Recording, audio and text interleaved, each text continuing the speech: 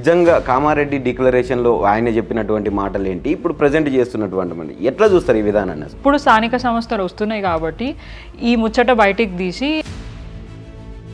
మరి బీఆర్ఎస్ ఎందుకు 10 సంవత్సరాల్లో దీని మీద స్టాండ్ తీసుకోలేకపోయింది? నిరంతరం కోర్టులకు పోయి కేసులు పెట్టి అదంతా చేసారు కాబట్టి ఇప్పుడు కూడా వాళ్ళు అదే ప్రయత్నం చేస్తారు. దీన్ని నిజంగా బీఆర్ఎస్ రాజకీయం చేస్తలేదా? మరి ఏం బీక్తున్నావు? అడగచ్చు కదా, సెంట్రల్ మీద ప్రెజర్ పెట్టచ్చు కదా. ఇక్కడ పార్లమెంట్లో నోరిప్పడానికి చేత కాదు, ఆడ మాట్లాడాల్సిన మాటలన్నీ కాకిలాగా కావుకావని ఊరుకుంటూ ఒక ఆయన ఉంటాడు. ఈ పోలీసుల వ్యవహారం ఎట్లా చూడొచ్చు? ఇక్కడ చప్పట్లు కొట్టడానికి ఆడియన్స్ ఎట్లుంటారో అట్లనే ఉన్నట్టుగా అనిపిస్తుంది. హోమ్ మినిస్టర్ ఎవరండి మనకి? రేవంత్ రెడ్డి గారు. రేవంత్ రెడ్డి గారు ఎవరండి? ఒక దొంగ. అక్కడ పోలీసు వాళ్ళు అన్నది కూడా మర్చిపోయి ఒక రౌడీల్లాగా. కాంగ్రెస్ పార్టీలో లా అండ్ ఆర్డర్ లేదంటారా? ఎక్కడుందో ఒకసారి చూపిస్తే బెటర్. వడ్డీ లేని రుణాలు ఇస్తున్నాం అని చెప్పి ఒక 5 మందికి చేసి 500 మందికి చేసినామని చెప్పేసి చెప్పుకునే రకాలు వీళ్ళు. పెళ్లి పందిరి వేస్తే కుక్కతో ఒక తలకి కింద పడ్డట్టున్నది. కేవలం 1,00,00,000 కోట్ల స్కామ్ అది. స్వయంగా వాళ్ళ సొంత మామనే కదా మీడియా ముఖంగా చెప్పింది. తెలివి లేనోడే ఈయన 3 ఫీట్లు ఉండి 6 ఫీట్లు ఎగురుతుండు, నన్ను అడ్డుకుంటాడా? హైట్ల గురించి మాట్లాడదు, నీ హైట్ ఏందో ఫస్ట్ చూసుకోవాలి. మర్చిపోయారు అనుకోవచ్చు కదండి. ముఖ్యమంత్రి అని మర్చిపోతారు ఎవరైనా కదా, అడుక్కుంటుండు కదా నేను ముఖ్యమంత్రి. ఎంత చిల్లర అంటే పిల్లల మీటింగ్లలో పోయి చావుల గురించి దొంగనాగానే చూస్తారు ఎవరైనా కూడా. నేను చర్చకు సిద్ధం, ఎక్కడికి రమ్మంటారో చెప్పండి, మీ ఎవరు వస్తారో రండి, నువ్వు వస్తావా మీ నాన్న వస్తాడా అని చెప్పి మాట్లాడుతూ ఉన్నాడు. ఆయనకంత దమ్ము ధైర్యం లేదు కాబట్టి ఆయన రాలేడేమో అని మేము కూడా వదిలేసినాం, అంత పట్టించుకోలేదు. ప్రెస్ క్లబ్ పబ్ లాగా అనిపిస్తుంది. జై తెలంగాణ అనేది ఒక సెంటిమెంట్ వాడుతున్నారు. ఇప్పటిదాకా జై తెలంగాణ అనలేని దరిద్రుడు ఎవరైనా ఉన్నారు అంటే అది రేవంత్ రెడ్డి గారు. చేసిన మంచి ఎంతో అంత ఉంటుంది కదా, అది కూడా చెప్పాలి కదా. అవును, ఏమేమి మంచి చేసిందంటే ప్రజలు ప్రశ్నించిన ప్రజలని. రైట్, నమస్తే. ఆర్డినెన్స్ ఈరోజు రాష్ట్ర వ్యాప్తంగా ఒక చర్చనీయాంశంగా మారిన విషయం ఏదైనా ఉందంటే 42% రిజర్వేషన్లో ఆర్డినెన్స్ తెచ్చి ముందలుగు పోయే దిశగా కాంగ్రెస్ ప్రభుత్వం ప్రయత్నిస్తూ ఉన్నది. దీనికి బీసీ సంఘాలన్నీ కూడా పెద్ద ఎత్తున, అంటే పార్టీలకు అతీతంగా బయటకు వచ్చి మాకు ఆర్డినెన్స్ కాదు చట్టబద్ధత కల్పించాలి అని చెప్పి మాట్లాడుతూ ఉన్న పరిస్థితి చూస్తూ ఉన్నాం. నిన్న కూడా దీనికి సంబంధించి పార్టీలకు అతీతంగా బీసీ సంఘాలన్నీ కూడా ఒక బీసీల జేఏసీ తరఫున ఒక మీటింగ్ పెట్టడం జరిగింది. ధర్నా చౌక్లో ఒక పెద్ద ధర్నా నిర్వహించడం జరిగింది. మాట్లాడదాం దీని గురించి. మనతో పాటు కార్పొరేటర్ హేమ గారు ఉన్నారు, మాట్లాడే ప్రయత్నం చేద్దాం. నమస్తే మేడం. నమస్తే. బాగున్నారా అండి? Fine, thank you. ఏం చెప్తారు అసలు 42% రిజర్వేషన్కి సంబంధించి? నిజంగా కామారెడ్డి డిక్లరేషన్లో ఆయన చెప్పినటువంటి మాటలు ఏంటి, ఇప్పుడు ప్రజెంట్ చేస్తున్నటువంటి ఎట్లా చూస్తారు ఈ విధానాన్ని అసలు? కాంగ్రెస్ గవర్నమెంట్ వచ్చి 20 months ఆల్మోస్ట్ అలా అయిపోయింది, అంటే 2 yearsకి దగ్గరకు వస్తుంది. ఆ డిక్లరేషన్ గురించి ఎప్పుడు మాట్లాడినా ఎలక్షన్ టైంలో మాట్లాడింది. రాగానే నేను కామారెడ్డి వేదికలో మాట్లాడుతూ ఖచ్చితంగా నేను 42% లోకల్ బాడీలో చేస్తా అని చెప్పేసి రేవంత్ రెడ్డి గారు మాట ఇవ్వడం జరిగింది. మరి ఈ 20 months ఏం చేసినావు? ఇన్ని రోజులు గుర్తు రాలేదా రిజర్వేషన్? ఇప్పుడు స్థానిక సంస్థలు వస్తున్నాయి కాబట్టి ఈ ముచ్చట బయటికి తీసి ఏదో ప్రజలని మభ్యపెట్టడానికి మాత్రమే ఈ 42% ఆర్డినెన్స్ని తీసుకొచ్చి ప్రజలని కన్ఫ్యూజ్ చేసే ప్రయత్నం చేస్తుంది. తెలుసు ఈ ఆర్డినెన్స్ ద్వారా ఏం జరుగుతుంది. జస్ట్ ఆర్డినెన్స్ ఇస్తే అది మళ్ళీ కోర్టులలోకి పోయి ఆపి ఏమైనా తెచ్చుకుంటారన్న లీగల్ కాన్సిక్వెన్సెస్ కూడా ఏముంటాయి అనేది కూడా రేవంత్ రెడ్డి గారికి తెలుసు, వాళ్ళ ప్రభుత్వానికి కూడా ఐడియా. గతంలో కూడా అదే జరిగింది. కొన్ని రాష్ట్రాలలో కూడా, మహారాష్ట్ర ప్రాంతంలో కూడా ఇట్లాంటి ఇన్సిడెంట్సే జరిగినాయి అన్నది వారికి అవగాహన ఉంది. అయినా కూడా దాన్ని పక్కకు పెట్టి మేము ఏదో గొప్పగా చేస్తున్నాం అని చెప్పేసి మాట్లాడుతూ ఇప్పుడు కులగన కూడా చేసిన అని చెప్పేసి గొప్పగా కాంగ్రెస్ నాయకులు బాగా డప్పు కొట్టుకుంటూ తిరుగుతున్నారు. వాస్తవానికి గతంలో కేసీఆర్ గారు కులగణన ఏదైతే ఒక రోజులో చేసిండ్రో సమగ్ర కుటుంబ సర్వే, అది ఒక్క రోజులో చేసిండ్రు. అప్పుడు 50%, 50% పైగా 56% దాకా బీసీలు ఉన్నారని చెప్పేసి మనకి ఆ సర్వేలో తేలింది. కానీ ఇప్పుడు ఆయన చేసిన కులగణన సర్వేలో 43-46% ఎందుకు బీసీలు ఉన్నారు? అసలు బీసీలు పెరగాలి కానీ ఎట్లా తగ్గినారు? వేరే కులాలు ఎట్లా పెరిగినారు? బీసీలు ఎట్లా తక్కువ అయినారు అనేది ప్రతి ఒక్కరి ప్రశ్న. అండ్ మోర్ ఓవర్ ఆయన చేసిన ఏది కూడా, ఆయన చెప్పిన ఏ మాట కూడా ఆ ప్రజలకి నమ్మకం లేదు. ఎలక్షన్ల టైంలో 420 హామీల గురించి మాట్లాడి ఇప్పుడు పవర్లోకి వచ్చిండు. దాని మీద ఎటువంటి డిస్కషన్ లేదు, దాని మీద ఎటువంటి ప్రోగ్రెస్ లేదు. అప్పుడు ఒక మాట చెప్పిండు, ఇప్పుడు ఒక తీరుగా కాంగ్రెస్ ప్రభుత్వం మనకి కనిపిస్తుంది ఎట్లా ప్రవర్తిస్తున్నారు ఏంటి అనేది. సో దీని మీద కూడా ప్రజలు నమ్మే పరిస్థితి లేదు కాబట్టి చట్టబద్ధత తీసుకొచ్చిన తర్వాతే స్థానిక సంస్థలలో ఎలక్షన్లకు పోవాలని చెప్పి ప్రతి ఒక్కళ్ళ రిక్వెస్ట్ డిమాండ్. ఇప్పుడు నిన్న కూడా ధర్నా చౌక్లో పెట్టింది కూడా ఇప్పుడు ఇచ్చిరు కదా, ఇచ్చినాక కూడా మీరు ఎందుకు ధర్నా చేస్తున్నారు, చేయాల్సిన అవసరం ఉంది, చేస్తా అన్నారు, దానికి ప్రాసెస్ అయితే నడుస్తుంది అని అన్నారు. కానీ నువ్వు పెట్టింది ఏంటి, కేవలం ఆర్డినెన్స్ మాత్రమే పెట్టినావు, దాంతో నీకు లీగల్ కాన్సిక్వెన్సెస్ అన్నీ తెలుసు. నువ్వు అట్లా కాకుండా చట్టబద్ధమైన 9th షెడ్యూల్లో పెట్టేసి దాన్ని ఆ ప్రకారం చేస్తే ఖచ్చితంగా రాజ్యాంగ సవరణ చేసిన తర్వాత ముందుకు పోతే అప్పుడు ఎటువంటి ఇది ఉండదు. మనకు తమిళనాడులో జరగలేదా, అట్లా చేస్తే బాగుంటుంది అనేది ప్రతి ఒక్కళ్ళ వాదన. మరి బీఆర్ఎస్ ఎందుకు 10 సంవత్సరాల్లో దీని మీద స్టాండ్ తీసుకోలేకపోయింది? ఖచ్చితంగా తీసుకున్నారు కేసీఆర్ గారు 2018లో. కావాలంటే మీకు ఒక వీడియో చూపిస్తా, కేసీఆర్ గారు మాట్లాడింది మీడియా ముఖంగా వారు చెప్తూ, మేము పంచాయతీ రాజ్లో 50% కాదు 69% వరకు మేము రిజర్వేషన్ కల్పిస్తూ దాని మీద సంతకం పెట్టి పంపించడం జరిగింది. దాన్ని కాంగ్రెస్ పార్టీ ఒక మహిళా నాయకురాలు కోర్టుకి వెళ్ళి అడ్డుకొని దాన్ని కాకుండా చేసే ప్రయత్నం చేశారు కాబట్టి అది ఆగిపోయిందని చెప్పేసి ఒక ప్రెస్ మీట్లో 2018లో జరిగిన ప్రెస్ మీట్లో కేసీఆర్ గారు క్లియర్గా చెప్పడం జరిగింది.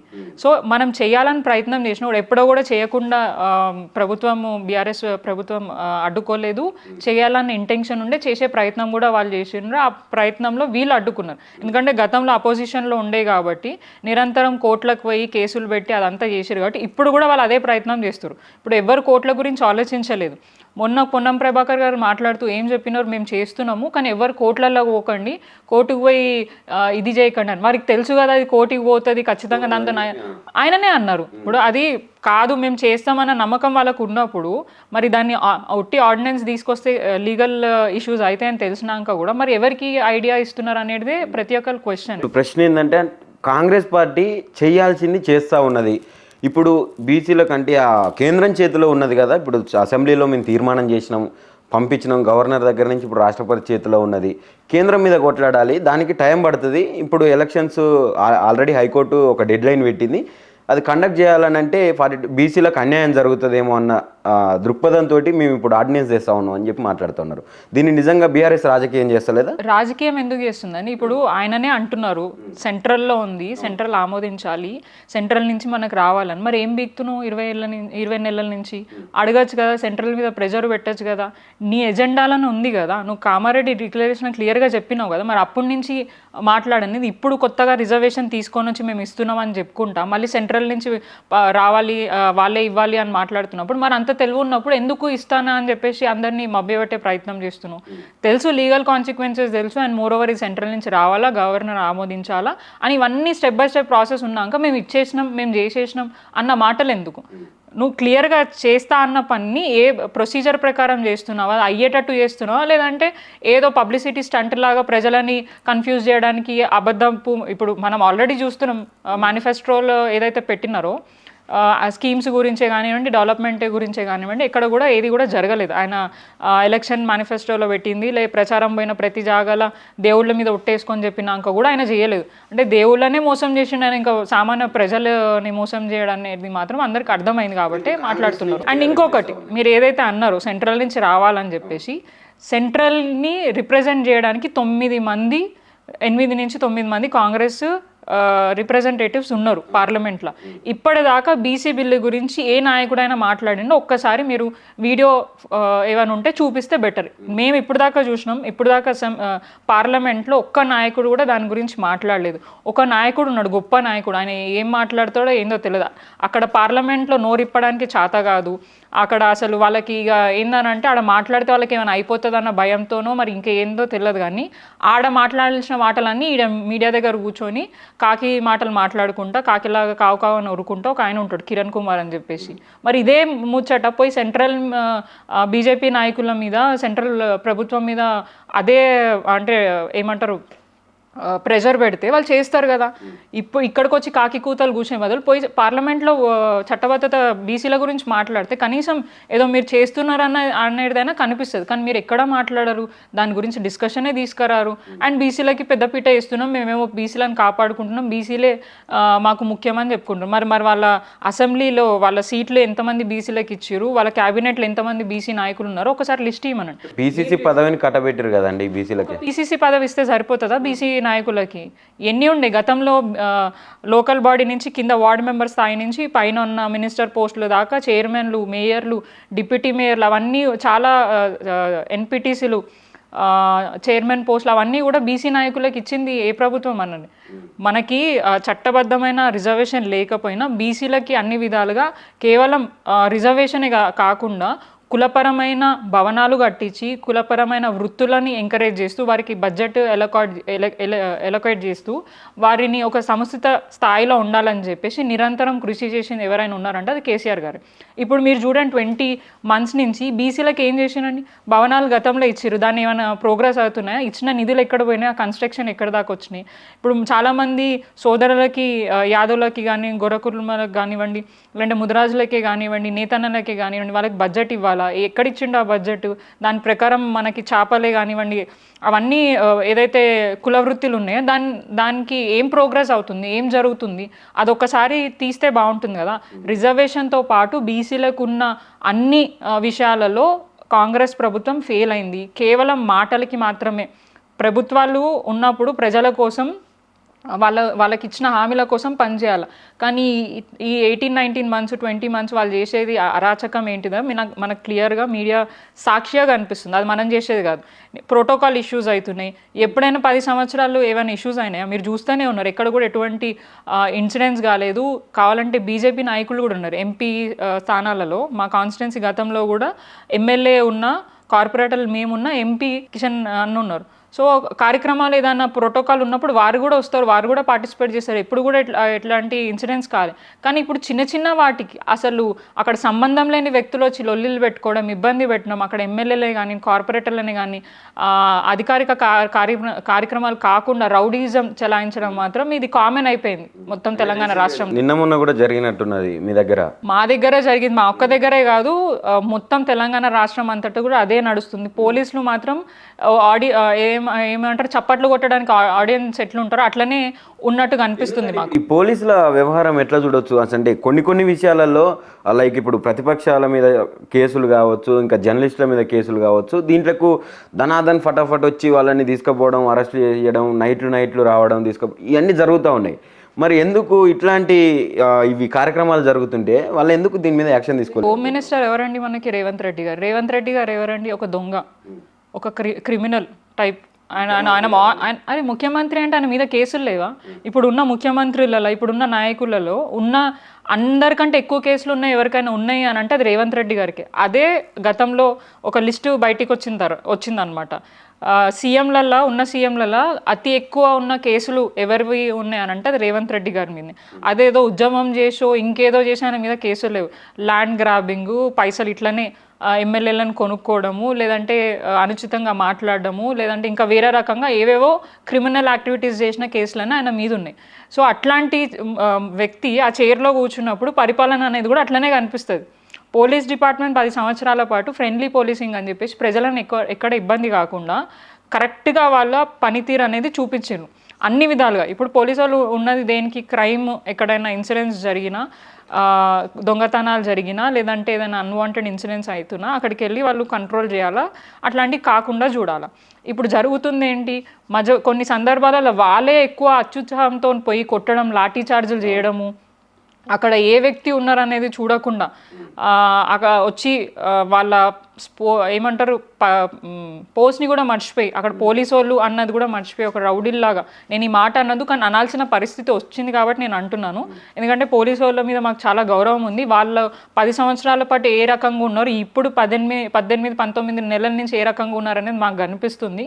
వాళ్ళ డ్యూటీ అంటే వాళ్ళు వేసుకున్న డ్రెస్కి వాళ్ళు న్యాయం చేయట్లేదు. ఇప్పుడు గతంలో చేసినట్టు వాళ్ళు ఫ్రెండ్లీ పోలీసింగ్ ఎక్కడ కనిపించట్లేదు. ఎక్కడ పడితే అక్కడ వాళ్ళ ఏమంటారు మాకేవో అంటే లా అండ్ ఆర్డర్ చేతికి తీసుకోదని వాళ్ళు చెప్తూ వాళ్ళే అది తీసుకొని చాలా ఘోరంగా ప్రవర్తిస్తున్నారు. సామాన్యమైన ప్రజల మీద వాళ్ళ ప్రతాపం చూపిస్తున్నారు. జర్నలిస్టులు అయిన మీడియా మీద కూడా ప్రతాపం చూపిస్తున్నారు. వాళ్ళు కూడా పబ్లిక్ కూడా ఏమంటున్నారు, ప్రభుత్వాన్ని ప్రశ్నిస్తున్నారు. ఇస్తా అన్న హామీలు ఎక్కడ పోయినాయి, ఎప్పుడు ఇస్తారు, ఏ టైం వరకు ఇస్తారు, మీరు ప్రభుత్వం ఏర్పాటైనాక 100 రోజుల్లో చేస్తున్నారు, 100 రోజులు కాదు 2 సంవత్సరాల టైం వరకు మీకు ఇచ్చినాం, కానీ ఇప్పటిదాకా కూడా దాని మీద ఏం లేదు, ఎప్పుడు చేస్తారని. ఇప్పుడు వాళ్ళు ప్రజలు అడిగింది కాదు 100 రోజుల్లో చేస్తా అంటే ప్రభుత్వం ఏర్పాటైనాక చేయమని చెప్పింది. ఈయననే స్వయంగా ఎక్కడ పోతే అక్కడ పోయి ఆ దేవుళ్ళ మీద ఈ దేవుళ్ళ మీద ఒట్టేసి రాగానే ప్రభుత్వం వచ్చిన తర్వాత ఈ ఫైల్ మీద సంతకం పెడతా, ఆ ఫైల్ మీద సంతకం పెడతా, రాగానే ఇది చేస్తా అది చేస్తా, ముఖ్యంగా మహిళలను ఉద్దేశించి కోటీశ్వరులను చేస్తా మహిళలను. నిన్న మల్కాజ్గిరిలో మహిళా కార్పొరేటర్ల మీద వాళ్ళ కాంగ్రెస్ గూండాలు దాడి చేసిండ్రు. విచక్షణ మర్చిపోయి మహిళలని కొంగులు బట్టి మాకు కూడా ఆ పరిస్థితి అంతెందుకు కౌన్సిల్లా మా పార్టీ నుంచి కాంగ్రెస్ పార్టీలోకి పోయి మా మీద కౌన్సిల్లో మేయర్ ముందు దాడి చేస్తే అక్కడ మేయర్ మాట్లాడదండి, ఒక మహిళ అక్కడ కూర్చొని మమ్మల్ని సపోర్ట్ చేయరు కానీ వాళ్ళని సపోర్ట్ చేస్తారు. ఇప్పుడు ఎవరైతే దాడి చేస్తున్నారో ఎవరైతే మాట్లాడుతారో గతంలో బీఆర్ఎస్లో ఉండే వాళ్ళందరూ కూడా చాలా డిసిప్లిన్డ్గా భయంతో ఒక ఏమంటారు కేసీఆర్ గారి మీద ఇదితోని చాలా ఇదిగా ఉండేవాళ్ళు, అంటే ఆ పద్ధతితోనే ఉండే. కానీ ఎప్పుడైతే కాంగ్రెస్ పార్టీకి పోయినారో రౌడీల కంటే దారుణంగా వాళ్ళ బిహేవియర్ ఉన్నది. కాంగ్రెస్ పార్టీలో లా అండ్ ఆర్డర్ లేదంటారా? ఖచ్చితంగా లేదు. ఎక్కడుందో ఒకసారి చూపిస్తే బెటర్. ఇప్పుడు ఈ 20 months నుంచి ఎంత క్రైమ్ రేట్ పెరిగిందో ఒకసారి తీయండి. పోలీసులు అందరూ ప్రజల భద్రత గురించి పట్టించుకోవట్లేదు, కేవలం ప్రతిపక్షాలను టార్గెట్ చేయడం, ప్రభుత్వాన్ని ఎవరు ప్రశ్నిస్తారో వాళ్ళని ఫోకస్ చేసి జైల్లో వేయడం, ఇదే పనిగా పెట్టుకున్నారు కానీ ఇంకొక పని చేయట్లేదు. ప్రజలకి, తెలంగాణ రాష్ట్ర ప్రజలకి ఏమంటారు భయంతో బతుకుతున్నారు. ఏమంటారు వాళ్ళ లైఫ్ మీద అంటే ఎప్పుడు మా ప్రాణాలు పోతాయన్న దీంతో వాళ్ళు ప్రశాంతంగా లేనేలేరు. అయితే ఇంకోటి కూడా అండి, ఇప్పుడు ఈ 6 గ్యారెంటీల విషయం ఏదైతే ఉందంటే పదే హామీలు అని సంవత్సరంన్నర నుంచి కూడా అదే నడుస్తూ ఉన్నది. ఇంకా మర్చిపోరా, ఒక పక్కనంగా రేవంత్ రెడ్డి గారు అనేక సభల్లో మీరు ఎన్నిసార్లు అడిగినా కూడా నేను అన్నీ అమలు చేసుకుంటూ వస్తూ ఉన్నా, నా ఇందిరమ్మ రాజ్యంలోనే ఇప్పుడు ప్రజలు సంతోషంగా ఉన్నారని చెప్తా ఉన్నాడు. ఇంకా దీంట్లో పట్టుకొని ప్రజలలో ఆయనను మైనస్ చేసే ప్రయత్నం చేస్తా ఉన్నారు. మేమేం మైనస్ చేయట్లేదు. ఫస్ట్ ఆఫ్ ఆల్ ఆయనే మైనస్ అయిపోతున్నాడు. ఆయన పరిపాలన అడ్మినిస్ట్రేషన్ అట్లుంది. మరి చర్చకు సిద్ధం అని చెప్పి మాట్లాడుతూ ఉన్నాడు, సవాళ్ళు విసురుతా ఉన్నాడు. నేను ఒక విషయం చెప్తే, ఇప్పుడు 6 గ్యారంటీల గురించి మనం మాట్లాడుతున్నాం. 6 గ్యారంటీలు 6 లేవు, 420 హామీలు ఉన్నాయి. ఆ ఒక్క 6 గ్యారంటీల మెయిన్ ఇష్యూస్ ఏవైతే నువ్వు ఇస్తా అన్న హామీలు చేయగలిగిన చేయలేనివి కాదు చేయగలిగినవి అవి నువ్వే చెప్పినావు స్వయంగా, ఇవన్నీ ఇస్తా చేస్తా రాగానే అని. ఏం చెప్పినావు ఎలక్షన్ల టైంలో? మేము పెన్షన్ 2000ది 3000 చేస్తామంటే నేను 4000 అన్నాడు. 4000 ఎవరికి రావట్లేదు. మేము ఇంకా దాన్ని 5000 చేస్తాం, అది నిరంతరం బడ్జెట్ని చూసుకొని ఇయర్కి పెంచుకుంటూ పోతాను. కానీ ఆయన ఒకటేసారి పెంచండి 4000, మళ్ళీ హ్యాండిక్యాప్ వాళ్ళకి 6000 అట్లా అన్నారు. ఇప్పటిదాకా దాని ముచ్చటే ఏమంటారు డిస్కషనే లేదు. 2500 మహిళలందరికీ నేను ఇస్తా గ్రూప్లలో ఉన్న వాళ్ళకి అని చెప్పారు. దాని గురించి లేదు. కానీ అదే మహిళలని బెదిరించి భయపెట్టి వాళ్ళ కార్యక్రమాలను వాడుకుంటున్నారు.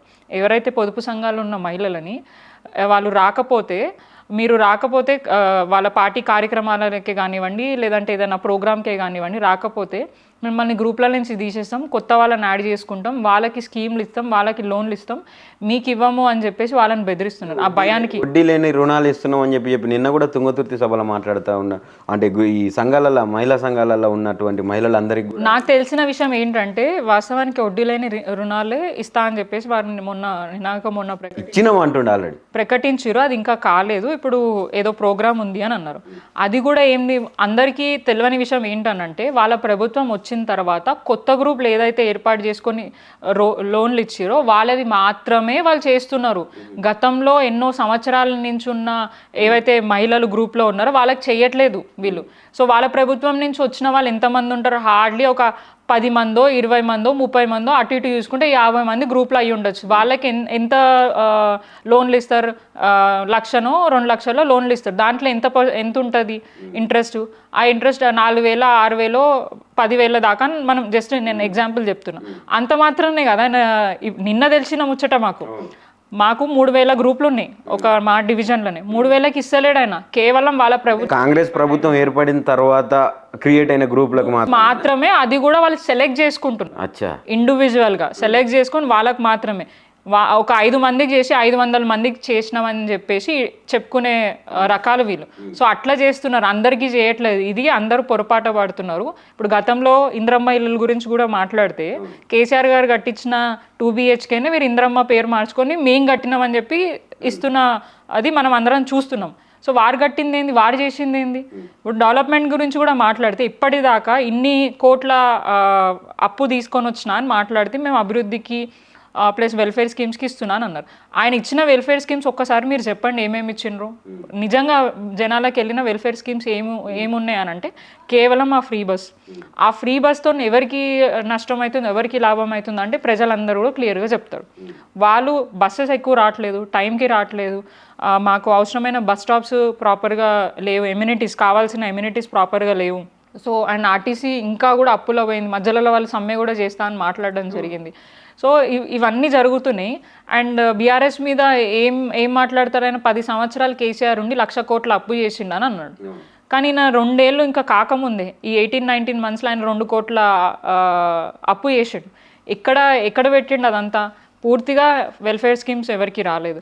డెవలప్మెంట్ అంటే ఎక్కడైనా కట్టింది ఒక్కడు కూడా మాకు కనిపిస్తలేదు. అంటే చెప్తుండు కదా ఇప్పుడు ఇంటిగ్రేటెడ్ స్కిల్ యూనివర్సిటీ. నేను అదే చెప్తున్నా, మేము కనీసం నాలాలు కట్టినాము, ఆర్యూబీలు కట్టినాము, ఫ్లైఓవర్స్ కట్టినాము, సెక్రటేరియట్లు కట్టినాము, కలెక్టరేట్ భవన్లు కట్టినాము, పోలీస్ కమాండ్ కంట్రోల్ కట్టినాము, మెడికల్ కాలేజ్లు కట్టినాము, చెప్పుకుంటా పోతే అట్లా చాలా కన్స్ట్రక్షన్స్ చేసినాము. అండ్ మోరోవర్ స్కీమ్స్ కూడా ప్రజలకి అందించడం జరిగింది. సో అప్పు తీసుకొచ్చిన దాని ప్రకారం ఎట్లా రెవెన్యూని జనరేట్ చేయాలో, అప్పులు ఎట్లా తీర్చాలో కేసీఆర్ గారికి తెలుసు కాబట్టి ఆయన ధైర్యంగా పోయి అప్పులు తీసుకొని వచ్చి ప్రజలకి ఇబ్బంది కాకుండా అన్ని విధాలుగా ఆయన తెలంగాణ రాష్ట్రాన్ని అభివృద్ధి చేసిండు. కానీ ఈయన తీసుకొచ్చిన అప్పు ఎక్కడ పోతుంది అనేది ప్రతి ఒక్కళ్ళ ప్రశ్న. ఇన్ని కోట్ల అప్పు ఎక్కడ పోతుంది, ఎవరి బ్యాగ్లలో పోతుంది, ఎవరి అకౌంట్లలో పోతుంది? ఎక్కడ కూడా ఎటువంటి అభివృద్ధి జరగలేదు. గతంలో జరిగిన అభివృద్ధినే ఇప్పుడు ఆయన రిబ్బన్ కటింగ్ చేస్తున్నాడు. అండ్ మోర్ ఓవర్ డెవలప్మెంట్ అంటారు. తెలంగాణ రాష్ట్రానికి పేర్లు మార్పడం అంటే చేంజ్ చేయడమే కానివ్వండి, చిహ్నాలు మార్చడము డెవలప్మెంట్ కాదు, కట్టడాలు మాత్రమే. సో ఆయన ఇప్పటిదాకా ఒక్క కట్టడం కూడా కట్టలేదు. సో ఎక్కడుంది ఆయన డెవలప్మెంట్? ఆయనది ఉన్న కేసీఆర్ గారు కట్టిన వాటిలోనే పేర్లు మార్చుకొని మేము కట్టినామని చెప్పేసి వాళ్ళు మాట్లాడుతున్నారు. కానీ వాళ్ళు చేసింది ఇప్పుడు దాకా ఏం లేదు, జీరో డెవలప్మెంట్. అంటే గతంలో ప్రతిపక్షంలో ఉన్నప్పటి నుంచి కూడా రేవంత్ రెడ్డి గారు ఒక మాట మాట్లాడుతూ ఉన్నారు కాళేశ్వరం గురించి. అది కాళేశ్వరం కాదు, కూలేశ్వరం. వెనకట్లో ఒక మేధావి పెళ్లి పందిరేస్తే కుక్కతో ఒక తలిగి కింద పడ్డట్టున్నది, ఆ తరహాలో కట్టిండు. అది ఎంత కేవలం 1,00,000 కోట్ల స్కామ్ అది అని చెప్పి మాట్లాడుతూ ఉన్నారు. మరి వాళ్ళు ఇంతకుముందు కాంగ్రెస్ ప్రభుత్వంలో మొదలుపెట్టినటువంటి ప్రాజెక్టులు ఏవైతే ఉన్నాయో వాటిని మరి బీఆర్ఎస్ ఎందుకు పూర్తి చేయలేదంటారు? ఇప్పుడు స్టెప్ బై స్టెప్ ఒక్కొక్క డెవలప్మెంట్ వర్క్స్ చేసుకుంటా కేసీఆర్ గారు రావడం జరిగింది. ఇక్కడ కూడా డెవలప్మెంట్ ఆపలేదు. మీరు చూడొచ్చు ఆల్మోస్ట్ 10 yearsలో వాళ్ళు ఎంత డెవలప్మెంట్ చేసింది అనేది మీకు క్లియర్ ఇన్ఫర్మేషన్ తెలంగాణ వెబ్సైట్లో, తెలంగాణ గవర్నమెంట్కి సంబంధించిన వెబ్సైట్లో అన్నీ ఉన్నాయి. ఏ రకంగా డెవలప్మెంట్ అయింది, ఎక్కడ ఎంత దానికి బడ్జెట్ ఇచ్చారో ఏంటింది. ఇప్పుడు 1,00,000 కోట్లు అని చెప్పేసి వారు ప్రాజెక్ట్ గురించి మాట్లాడినారు కదా. అది 90,000 కోట్లు అని చెప్పేసి స్వయంగా వాళ్ళ సొంత మామనే కదా మీడియా ముఖంగా చెప్పింది. తెలివి లేనోడే దాన్ని 1,00,000 కోట్లు అని అంటాడు, అసలు అంత బడ్జెటే కాదు ప్రాజెక్ట్ది అని చెప్పి ఆయన తిట్టడం జరిగింది. మరి ఈయన కరెక్టా వాళ్ళ మామ కరెక్టా అనేది ఫస్ట్ వాళ్ళ ఇంట్లో వాళ్ళకి క్లారిటీ ఉండాలి. అండ్ ప్రతి వేదికలో కేసీఆర్ గారే కానివ్వండి, హరీష్ అనే కానివ్వండి, కేటీఆర్ అనే కానివ్వండి, పార్టీకి సంబంధించిన అందరూ క్లియర్గా కాళేశ్వరం గురించి ఎక్స్ప్లెయిన్ చేయడం జరిగింది. కాళేశ్వరం అంటే కేవలం అదొక్క పిల్లరే కాదు, దానికి కనెక్ట్ అయి ఉన్న చాలా కెనాల్స్, రిజర్వాయర్స్, కిలోమీటర్ పొడవున మనకి ఏమంటారు వాటర్ సప్లై అనేది ఇచ్చారు కాబట్టి. సో అంత 10 ఏళ్ళు మంచిగా ఉన్నది, ఇప్పుడే కూలిపోయింది అని అంటే ఖచ్చితంగా డౌట్ ఎవరికైనా వస్తుంది కదా. మా హయాంలో జరిగిందా, వీళ్ళు వస్తా అన్నప్పుడు వాళ్ళు ఏమైనా చేసిండ్రా అనేది ప్రతి ఒక్కరికి డౌట్. ఇప్పుడు ఎవరైనా కూడా ఏదైనా ఇల్లు కట్టుకుంటే ఖచ్చితంగా ఏదో ఒకటి డ్యామేజ్ జరుగుతుంది. ఇక డ్యామేజ్ జరిగిందని కులగొడతారా, లేదంటే దాన్ని అట్లనే పెడతారా, దాన్ని రిపేర్ చేస్తారా? ఏ ప్రభుత్వం అయినా డెఫినెట్గా ప్రజలకు ఇబ్బంది కాకుండా కఠినం కాబట్టి దాన్ని నువ్వు ఎంక్వైరీ చేయించుకో. నిజంగా దాన్ని ఏమైనా ఉంటే చెయ్యి. ఇప్పుడు దాకా ఆల్మోస్ట్ 20 months అవుతుంది, ఇప్పటిదాకా నువ్వు దాన్ని ప్రూవ్ చేయలేకపోయినావు. నువ్వు కమిషన్ వేసినావు, 20 months పడుతుందా నీ చేతిలో ఉన్న కమిషన్ కానివ్వండి, నువ్వు వేసిన కమిషన్ కానివ్వండి, నిజ నిజాలు తేల్చి బయట పెట్టడానికి? ప్రతిసారికి విచారణ పిలుస్తున్నావు, ప్రతిసారి ప్రాపర్గా ఇన్ఫర్మేషన్ ఇస్తారు, కానీ ఇంకా కూడా నువ్వు తేల్చలేకపోతున్నాయి. సుప్రీంకోర్టు లాంటి వాళ్ళే చెప్పినారు కాళేశ్వరం అనేది చాలా గొప్ప ప్రాజెక్టు, దానికి ఎటువంటి ఇది లేదు, ప్రపంచంలోనే ఎవరు చేయలేని పని చేసిండ్రు అని చెప్పేసి చాలా సంస్థలు మాట్లాడినాయి. అండ్ స్వయంగా సుప్రీంకోర్టు కూడా దాని గురించి సర్టిఫికేట్ ఇవ్వడం జరిగింది. కానీ ఈ పిచ్చోళ్ళు అది కూలిపోతుంది, అదవుతుంది, ఇదవుతుంది అని చెప్పేసి ఫేక్ మాటలు మాట్లాడి ప్రజలలో ఒక అపోహ తీసుకొని వచ్చి డైవర్ట్ చేసే ప్రయత్నమే చేస్తారు. ఇప్పుడు మనం చూడొచ్చు 20 months నుంచి డైవర్షన్ పాలిటిక్సే నడుస్తుంది. ఏదో ఒక అంశం తీసుకురావడం, కాళేశ్వరం ఇష్యూ, ఫోన్ ట్యాపింగ్, ఈ ఫార్ములా రేజ్, అట్లా ప్రతి ఒక్కటి. లేదంటే ఇవన్నీ చేతగాకపోతే క్యారెక్టర్ అసాసినేషన్ చేయడం, అనుచితంగా మాట్లాడడం, వాళ్ళని రెచ్చగొట్టి వాళ్ళ మీదికి ఇది చేసే ప్రయత్నాలు మాత్రమే చేస్తారు. ఎందుకంటే డెవలప్మెంట్ ఏం లేదు, దాని గురించి ప్రూవ్ చేయలేకపోతే మనిషిని అంటే ఇండివిజువాలిటీని, వాళ్ళ క్యారెక్టర్ని దెబ్బతీస్తే అప్పుడు రెచ్చిపోతారు, వాళ్ళు తప్పుల్లో పడతారన్న ఉద్దేశంతో వాళ్ళు ఇప్పుడు అన్ని కథలైతే కనిపిస్తున్నాయి. రైట్, థ్యాంక్ యూ అండి, థ్యాంక్ యూ సో మచ్.